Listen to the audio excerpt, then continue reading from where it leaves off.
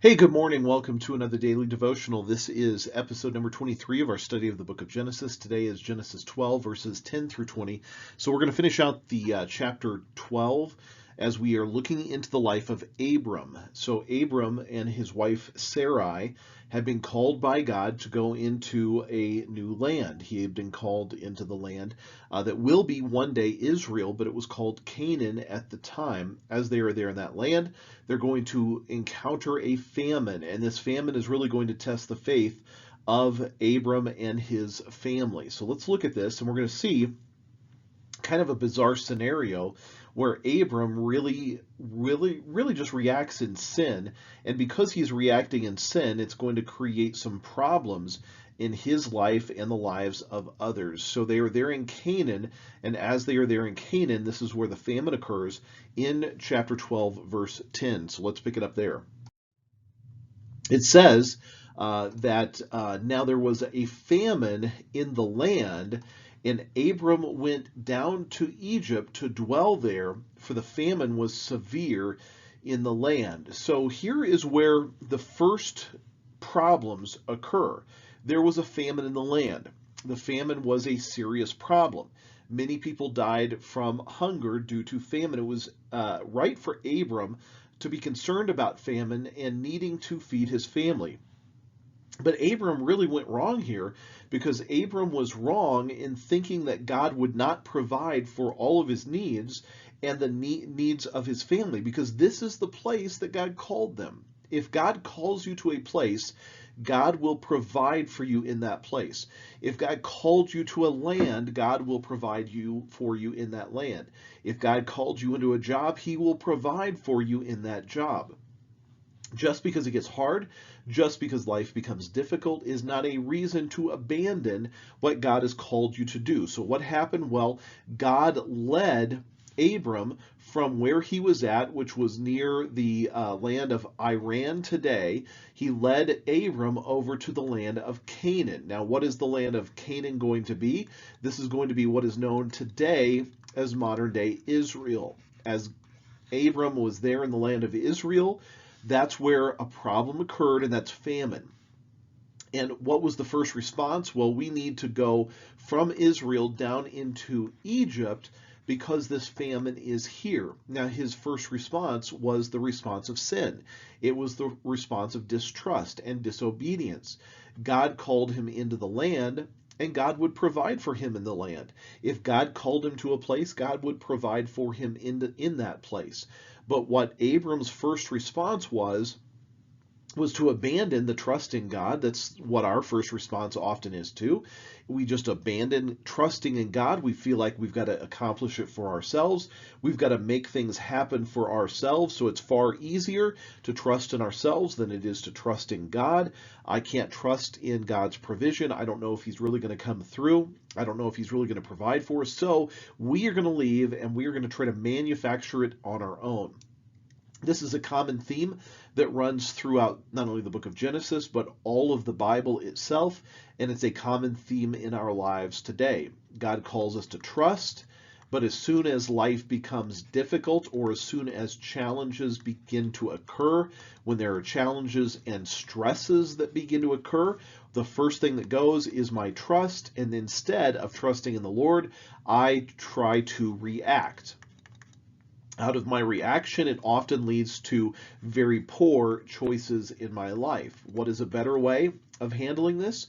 Well, when difficulties and challenges arise, I don't worry about reacting. I am increasing my level of trust. So instead of reacting, I just trust harder, trust more, believe God more, walk more by faith, walk more by obedience. And when I do, God comes through, God provides, and God blesses. There is a saying of who God is, and we're going to meet this God later, but it is the picture of what is Yahweh, Yahweh Yireh, which means the Lord sees and the Lord provides. When God sees, what does he see? God sees your faith. When God sees your obedience, when God sees your trust, then God provides as a result. God sees, God looks, and he notices your faith, your obedience, and your trust, and the Lord then provides. Well, what did Abram do? He saw Abram immediately abandon trust, abandon faith, abandon obedience, react, and make a very poor choice by going into Egypt. And he was doing it out of a common problem. There was a famine. It was severe. We don't know what we're going to do. We don't know how we're going to make it. Well, this is going to turn into some harm that is going to show up later in a life of a woman named Hagar, who's going to be received when they go to Egypt in this manner. So they're going to bring Hagar into the midst of some dysfunction, and this is going to be a problem later for Hagar. Hagar would be the mother of Ishmael. It was the generation of, again, not trusting God, not believing God, not faith in God, but trying to manufacture things on our own. So this is the pattern that Abraham goes through. He goes through the opportunity. God calls him to obey. God calls him to trust. Then a problem occurs. It's not happening the way we thought. It's not being generated the way we thought. And the result of the problem that is occurring is their reaction. And they react not in faith and trust. They react in a very sinful, untrusting, unfaithful way.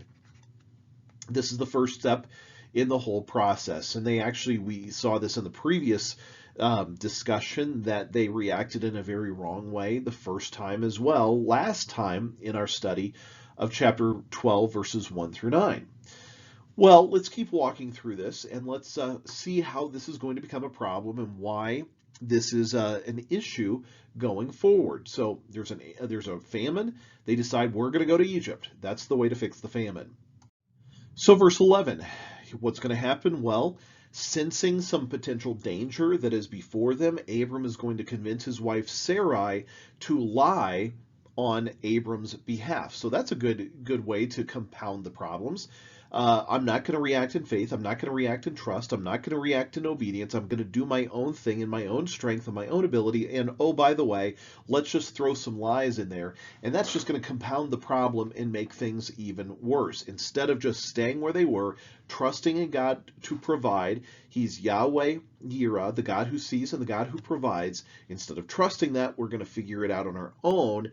And this is going to result in all kinds of problems that are going to occur. You know, anytime there is sin in life, sin always has consequences. Now, the consequences can vary based upon the sin, but the consequences could be external or internal strife for the rest of your life. You could carry the consequences of sin. You could carry the scars of sin. You can carry the emotional pain of sin. You can carry the relational pain of sin, or it may in fact affect your relationships. It may affect your job. It may affect your physical life as well. We always carry the consequences of the sinful choices that we make. We need to be careful about trusting him and walking with him, because we will bear the consequences, and they always show up in some manner. There are people that I know that have carried emotional pain, psychological pain, relational pain, and then physical pain for their lives as a result of some sinful choices that they made. Well, Abram is going to lie. So let's look at the lie that is concocted. It came to pass when he was close to entering Egypt. So they were traveling south from modern-day Israel to Egypt. So picture that in your mind. He looked at his wife Sarai and said to his wife Sarai, "Indeed, I know that you are a woman of beautiful countenance." So you're an attractive woman. You're a pretty woman, a beautiful woman. Therefore, here's the problem that's going to happen. When we get to the Egyptians, they're going to see you, and they're going to say to me, "This is his wife." Then they're going to kill me. But they will let you live. Please say that you're not my wife. Say that you're my sister, that it may be well with me for your sake, that I may live because of you. Now look at what happens here. He says that it may be well with me for your sake. Notice what it says. They will say, this is his wife. They will kill me. Now, what is the common denominator that's going on? The common denominator is me. Do you know that Abram is not worried about his wife? He's only thinking of me. There is a problem in life, and that is the me monster. The me monster is the fact that we become the center of life. This is, by definition, the issue of pride in life. Pride is a incredibly unhealthy focus on self. So the focus on self is, how can I make me happy? How can I make me safe? How can I make me feel good? How can I protect myself? And that is the fundamental problem that he is dealing with. One, he didn't trust God, didn't obey God, didn't listen to God, didn't walk by faith with God, left where he was called, went to a different community, lied in order to protect himself, and now it's going to come down on his wife, because now his wife is going to be put into situations that will be a problem because of his lie and his self-protection. If he had just stayed put, just trusted God, obeyed God, believed God, walked with God, really listened to the voice of God, trusted that he is the provider, none of this would have happened. But one sin compounds, and it compounds to more sin and more sin. And this is the picture of what we're getting in the life of Abram. So it was when Abram came into Egypt that the Egyptians saw the woman, that she was very beautiful. So Sarai attracted attention because she was a very beautiful woman, and really Abram was a very wealthy man, and so it attracted a lot of attention. The princes of Pharaoh saw her and commended her to Pharaoh. So basically said to Pharaoh, look at this woman, you've got to see this woman. And Pharaoh saw the woman and took the woman into his house. Now what that was meaning was, took the woman to be one of his wives or one of his concubines, or to have a physical relationship with her.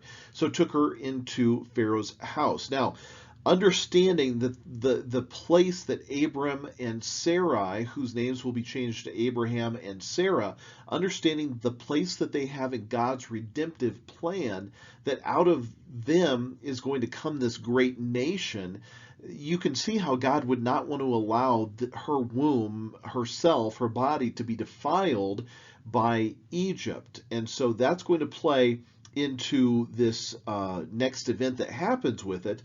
God did not want Sarai's womb to be defiled, because out of the lineage of this, out of the lineage of Sarai and Abram together will come the Messiah. One day the Messiah will come out of this. So God did not want this Gentile king to defile what will be the lineage or the line of the coming Messiah one day. So God is going to step in and intervene, and Abram is actually going to leave Egypt after being rebuked by Pharaoh. Now remember, they came down to Egypt to escape because they didn't trust God. They didn't listen to God. They weren't obeying his voice. They escaped down into Egypt in order to gain food, but a lie compounded all of the problems, and there were consequences of this. And now they will be asked to leave after after Pharaoh realizes that this is a problem, and he can't go forward with bringing her into his household. So let's look. So Pharaoh first treated Abram well because of Sarai, for her sake. He had sheep, oxen, male donkeys, male and female servants, female donkeys, and camels. Now this is illegitimate gain that Abram is receiving from Pharaoh, because Abram did not trust God and lied to Pharaoh.